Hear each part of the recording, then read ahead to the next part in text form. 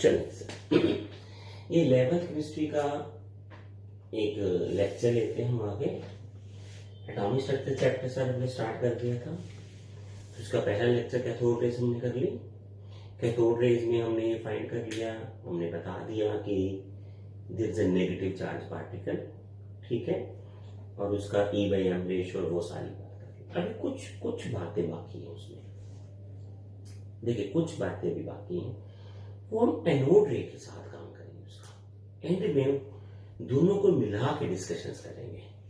तो एनोड रे क्या होती है सर? इसको कैनाल रेज भी बोलते हैं सर, ऐसे बोलते हैं सर। अब आप ये देखेंगे सर कि ये है वो बात आपकी, वही डिस्चार्ज ट्यूब है सर आपके पास, और यहां एक कैथोड हम यहां लगाएंगे,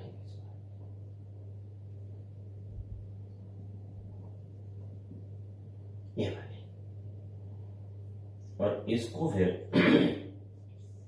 वैसे ही हाई वोल्टेज बैटरी,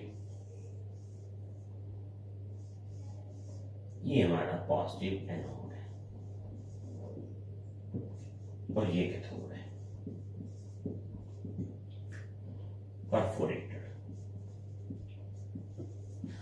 परफोरेटर मतलब है कि जाली हो आपके पास, जैसे आपके घर में चाय पत्ती कोनी वाली हो वो स्टील की, तो वो परफोरेटर कैथोड है ये। वैसे ही ये डिस्चार्ज ट्यूब है और गैस एट लो प्रेशर, ये सारा। तो ये सारा जो एक्सपेरिमेंट है सर 1886 में Goldstein performed discharge tube experiment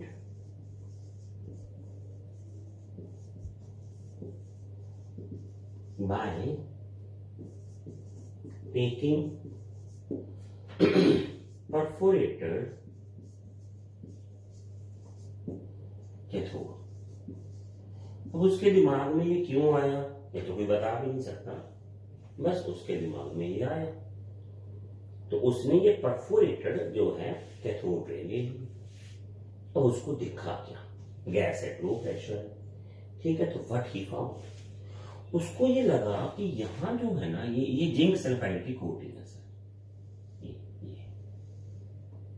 zinc sulphide ZnS। Zinc sulphide उस पर अगर चार्ज पार्टिकल मतलब स्ट्राइक करे तो वो फ्लैश टाइप और वो फ्लोरोसेंस पैदा करती है, ठीक है। तो यहां वो ग्रीन फ्लोरोसेंस पैदा होती है। और व्हाट ही फाउंड सर, जब गैस जली तो ये इसने फाउंड किया कि यहां कुछ टकरा रहा है और यहां से ये कैथोड रे जा भी रही है उधर, ये बात है। अब कुछ रेज पीछे आ रही हैं, तो ये तो अभी मैंने बना दिया। देन ही फाउंड, ठीक है, ग्रीन फ्लोरोसेंस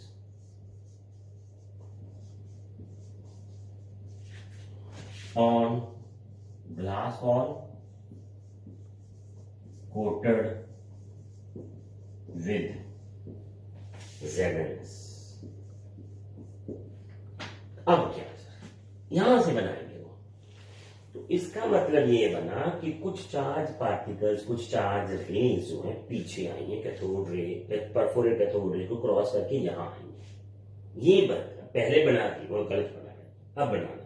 अब इसका मतलब निकला, that is some charge rays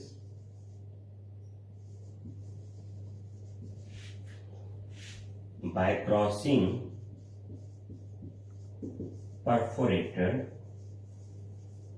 cathode falls on a glass,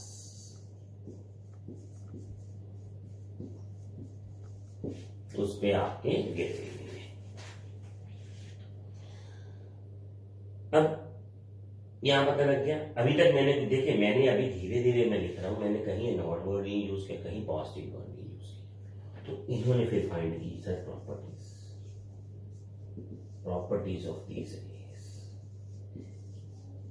अभी मैंने ये कुछ नहीं यूज किया वर्ड, आप मेरे साथ चलते चलो, आपको अच्छे से समझ लगेगा। There is some difference of wording and explanation from your books. ठीक है, अब अगर टाइम दोगे तो अच्छे से समझेंगे। तो सर बाकी सारी प्रॉपर्टी तो कैथोड रे वाली ही थी, वही स्ट्रेट लाइन, वही शेडो, और वही वो व्हील को घुमाना, ये सब कुछ वही था।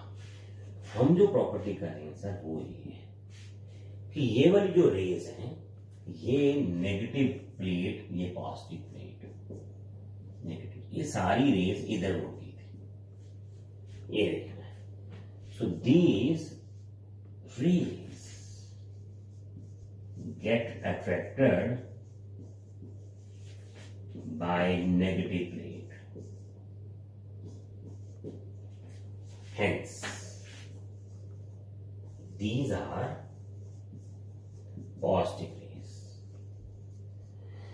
अब नेगेटिव रेज को तो हम कैथोड रे बोलते थे, पॉजिटिव रेज को हम क्या बोलेंगे, दैट इज एनोड रेज। अरे इसका कोई मतलब नहीं है कि ये एनोड से निकली है, वैसे ही पॉजिटिव है तो एनोड रे बोल दिया,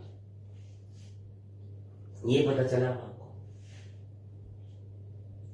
यहां मैंने अभी एनोड रे शब्द यूज किया, वर्ड यूज किया पॉजिटिव, समझे बात। अभी आगे देखते जाओ, धीरे धीरे देखो आप, फिर हम आगे बात करेंगे सर, थोड़ा सा देखते जाओ बस। सेकंड प्रॉपर्टी के बाद कुछ बातें क्लियर होंगी। तो सेकंड, अब सेकंड प्रॉपर्टी जो है वो बड़ी अजीब है sir.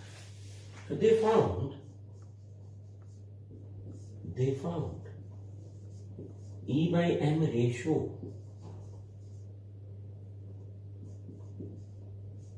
of positive ions of rays। देखिए मैंने अभी आयन यूज किया है, मैंने कोई प्रोटॉन वो नहीं यूज किया, of rays is different for different gases.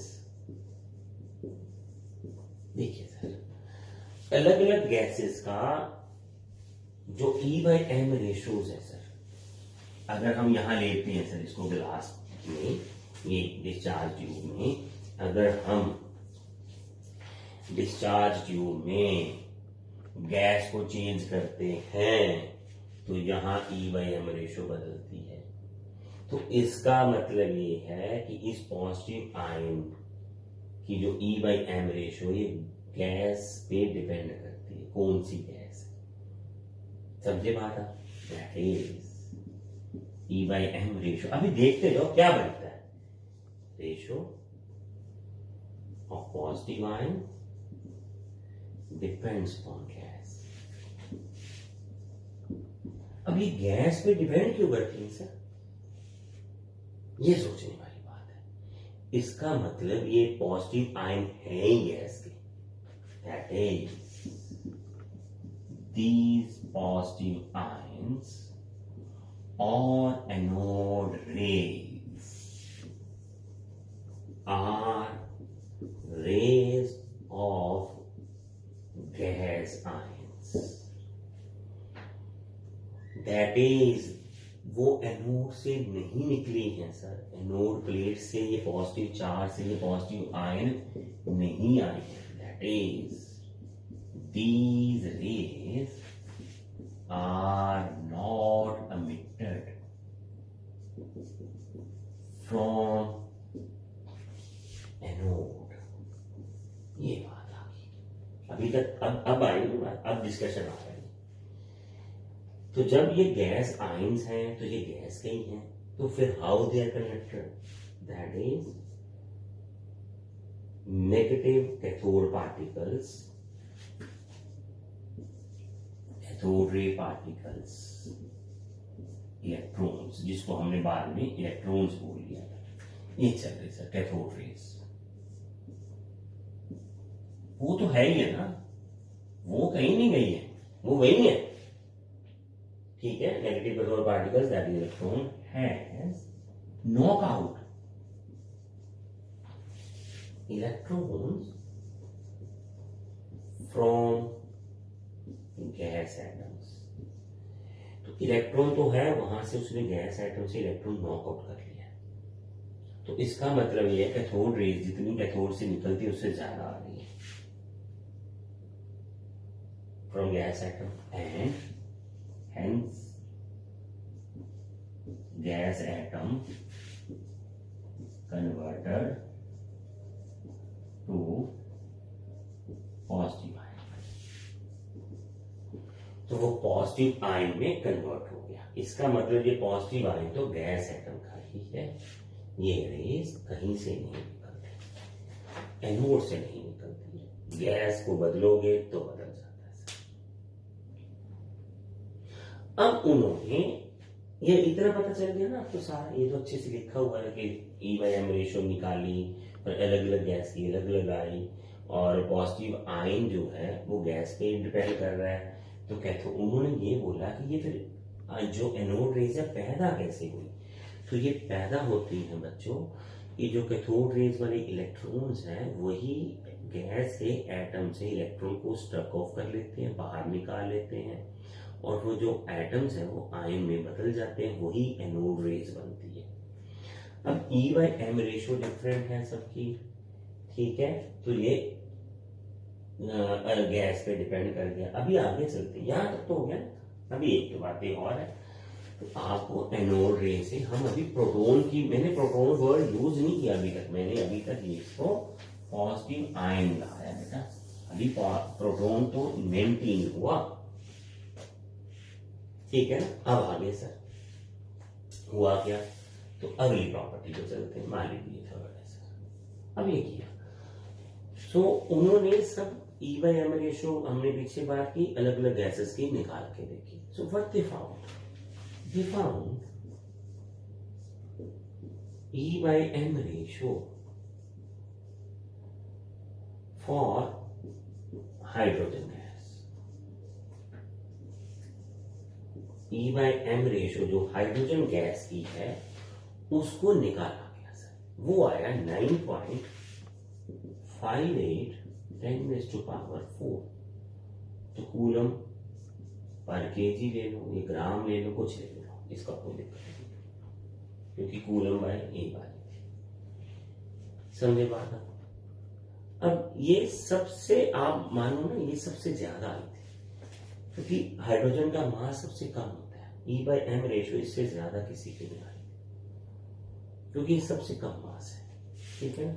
और ये जो E/M रेशियो है, ध्यान से देखना भी E/M रेशियो, ठीक है। अब हम यहां से मास ऑफ पॉजिटिव आयन निकालते हैं, तो ये आ गया E/M। अब हुआ क्या सर, उन्होंने हाइड्रोजन गैस के जो आयन्स थे उस पर चार्ज फाइंड किया सर। देखिए अभी इवन डालना है ना, तो मैंने मास निकालने के लिए चार्ज तो डालूंगा ना पार्टिकल्स का। तो हाइड्रोजन आयंस पे उन्होंने मास चार्ज को निकाला, वो मिलीगन मेथड से निकालते। तो what they found, they were very surprise sir, ये तो इतना आ गया। और नीचे डाला इन्होंने ये वाला बंडल।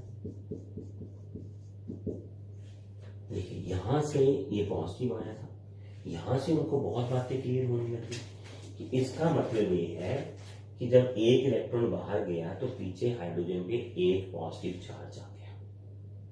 ध्यान से सुनना आप, एक पॉजिटिव चार्ज आ गया। चले कोई बात नहीं, यहां तक चलते हैं। अब इसको उन्होंने फाइंड किया सर 1.67 10⁻⁻24 kg। ये वाला है mass of that ion, anode वाला। अब this mass is near equal to hydrogen atom, so this is nearly equal to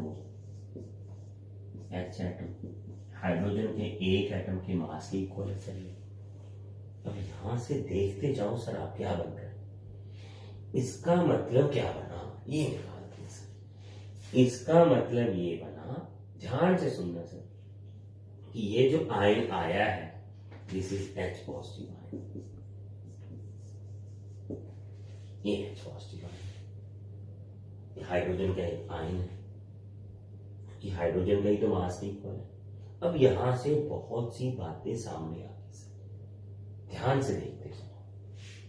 अगर ये हाइड्रोजन एटम के इक्वल है सर और इसके पॉजिटिव चार्ज आया है, तो इसका मतलब ये बना कि हाइड्रोजन एटम में एक तो पॉजिटिव चार्ज है और एक नेगेटिव चार्ज है, तभी तो न्यूट्रल एटम बनेंगे ना ये मिलके।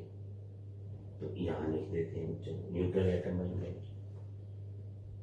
अब इसको निकाल दिया, जब ध्यान से सुनना, ये आपकी बुक्स में ऐसे दिया ही नहीं है, जब हमने नेगेटिव पार्टिकल निकाल दिया तो आयन बच गया, तब भी इसका मास हाइड्रोजन एटम के इक्वल है।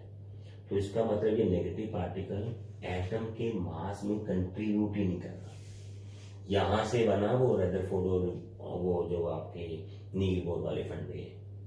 सो this negative particles not contributing in mass. तो ये तो सर मास में कंट्रीब्यूट ही नहीं कर रहा। अब क्योंकि ये दुनिया का स्मॉलेस्ट चार्ज है, तो ये भी स्मॉलेस्ट चार्ज है, तो इसका मतलब बना कि ये वाला जो चार्ज है स्मॉलेस्ट, ये वाला, ये भी स्मॉलेस्ट पॉजिटिव चार्ज है, ये ध्यान रखना है। ठीक है सर, स्मॉलेस्ट पॉजिटिव चार्ज। अब इन्होंने सर कोई और एटम ले लिया, और मान लीजिए इन्होंने एटम ले लिया यहां सोडियम, तो उस पर प्लस एक चार्ज है, वो इसी का मल्टीपल आया था एक साथ। कैल्शियम पे +2 मल्टीपल, वो भी इसका मल्टीपल आया। एल्यूमिनियम पे +3 आया, वो भी इसी का मल्टीपल आया। तो इसका मतलब ये बना कि ये स्मॉलेस्ट पार्ट जो पॉजिटिव चार्ज है वो भी फंडामेंटल पार्टिकल है किसी भी एटम का। जब इलेक्ट्रॉन बाहर जाते हैं तो उतना इसका चार्ज अपीयर हो जाता है। ठीक है, then they named this positive charge as proton, a fundamental particle. आप समझे बात इसको? तो proton basically is equal to hydrogen plus ion, nearly has mass equal to hydrogen atom, and nearly charge has positive electronic charge, and it is also a fundamental particle. अब ये जो positive charge raise आ रही है, इनका जो positive charge है वो इसके एक चार्ज का मल्टीपल इंटरेक्ट करे। या तो उस पर 2 पॉजिटिव चार्ज हो गए, या 3 हो गए, या 4 हो गए, या 5 हो गए, इसका मल्टीपल आ रहा है। इसका मतलब ये बना कि इलेक्ट्रॉन एटम के अंदर सर मान लीजिए 4 प्रोटॉन है और 4 इलेक्ट्रॉन है, तो आप ये एक दूसरे को पॉजिटिव नेगेटिव कैंसिल कर ले, आपने ये निकाल दिया। अब ये तो और ये कैंसिल हो गया सर, ये नेगेटिव, ये पॉजिटिव। अब जो आपको चार्ज का इफेक्ट नजर आ रहा है वो इन दोनों का आ रहा है। पॉजिटिव 2 आयंस मान लीजिए वो आ रहा है, तो इसका मतलब ये भी तो फंडामेंटल पार्टिकल है ना, ये मौजूद है हमारे एटम में, हर एटम में मौजूद है। तो यहां से उन्होंने ये पता कर दिया, बता दिया कि सर एटम फर्दर डिवाइडेबल है, उसमें एक नेगेटिव पार्टिकल होता है इलेक्ट्रॉन और एक पॉजिटिव पार्टिकल होता है प्रोटॉन। अब मैं जो लाइन बोलने लगा हूं एनोड रे में, आप देख लो कहीं नहीं लिखा होगा आपकी बुक्स में। एनोड रे के एक्सपेरिमेंट से इनको ये पता चला था कि जो इलेक्ट्रॉन है, जो नेगेटिव पार्टिकल ऑफ गैस है या आयन है, वो उसके मास में कंट्रीब्यूट नहीं कर रहा। क्यों नहीं कर रहा सर? ये देखिए, हाइड्रोजन एटम पे H पॉजिटिव आयन आता है, तो इसका मतलब इसके अंदर एक प्रोटॉन तो है, तो उसका मास हाइड्रोजन एटम के ही है। तो इस जब हाइड्रोजन को देखोगे तो एक प्रोटॉन एक इलेक्ट्रॉन होगा। अब इलेक्ट्रॉन तो चला गया बाहर से, तो तभी तो पॉजिटिव चार्ज आया। अब पॉजिटिव चार्ज आ भी गया, इलेक्ट्रॉन चला भी गया, तभी मास तो एटम का सेम ही रहा सर, वो तो बदला ही नहीं। तो इसका मतलब इलेक्ट्रॉन का मास जो है वो एटम के मास में कंट्रीब्यूशन नहीं कर रहा। ये याद रखना है। यहां से आप पढ़ के देखो, you won't find anywhere this type of explanation. ये अच्छे से याद करनी है आपने एनोड को, ऐसी बात समझो इसको, पूरा ध्यान से देखो लेक्चर को, सुनो आप पूरे को लेक्चर को, एनोड रेज और कैथोड रेज। तो अब तक जो हमने फाइंड किया सर, वो फाइंड कर लिया कि एनोड रेज क्या है, वो एनोड से नहीं चलती है, वो गैस पार्टिकल्स ही होते हैं। कैथोड रे कैथोड से चलती है, पर फिर भी वो इलेक्ट्रॉन को नॉकआउट करती हैं, उनके इलेक्ट्रॉन बढ़ते हैं, वो स्ट्रेंथ बढ़ाती हैं अपनी। पर जो एनोड रेज है वो ऑपोजिट टू कैथोड रे चलते हैं। मास जो है पॉजिटिव आयन चार्ज है, फंडामेंटल पार्टिकल तो हमने बाद में देखा, पर E/m रेशियो जो अलग अलग गैसेस में अलग अलग आती है। तो इसका मतलब वो गैस पे डिपेंड कर रही है। यहां तक पता चला आपको? इसको ध्यान से सुनिए सर, सेम एक्सप्लेनेशन है, बार बार तो मैं बोल नहीं सकता वो, पर ये आपको अच्छे से माननी पड़ेगी। तो आज तक, कल से लेके अब तक हमने इलेक्ट्रॉन को और प्रोटॉन को कर लिया, ये तो है सिंपल सी बात। पर हमने दो बातें भी की सर, इलेक्ट्रॉन मास में कंट्रीब्यूशन नहीं करता है, प्रोटॉन करता है। ठीक है, तो ये कुछ एक्सपेरिमेंट्स के आउटकम्स है जो अभी हमें पता चलने हैं। तो आगे हम देखेंगे न्यूट्रॉन की इन्वेंशन, बाद में अभी नेक्स्ट लेक्चर में देखेंगे। तो ये दोनों तीनों लेक्चर आप अच्छे से लाइन देखते जाएं, धीरे धीरे एटॉमिक स्ट्रक्चर आपका बिल्डअप हो जाएगा। ठीक है जी।